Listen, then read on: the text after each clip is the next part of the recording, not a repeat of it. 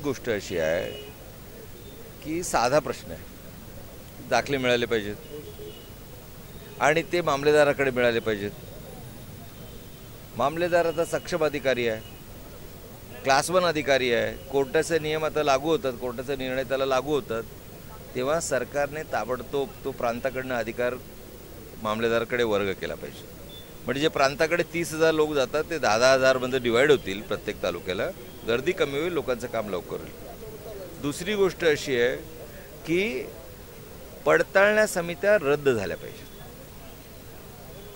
एक क्लास 1 अधिकारी दाखला देतो आणि दुसरा क्लास 1 अधिकारी तपासतो, हे याची काय गरज आहे?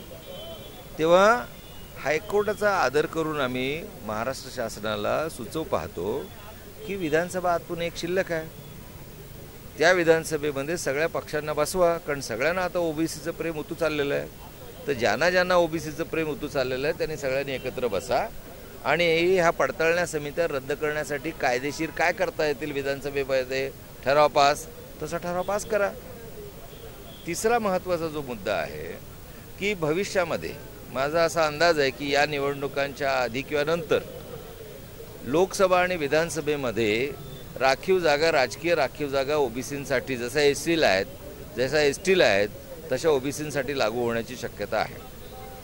ती शक्यता बघितल्याबरोबर अनेक लोक ओबीसींमध्ये आता घुसू पाहत आहेत. काय तर ते जर ओबीसीमध्ये घुसले तर आत्तापर्यंत 80% आमदार त्यांचेच होते, मंत्रिमंडळामध्ये 80% मंत्री त्यांचेच होते.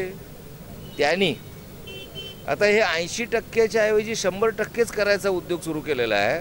आणि म्हणून कुठल्याही परिस्थितीमध्ये अशा घुसू पाडणाऱ्या लोकांना ओबीसींच्या, दलितांच्या, भटक्या विमुक्तांच्या कोट्यामधून, आदिवासींच्या कोट्यामधून अजिबात राखीव जागा देता कामा नयेत.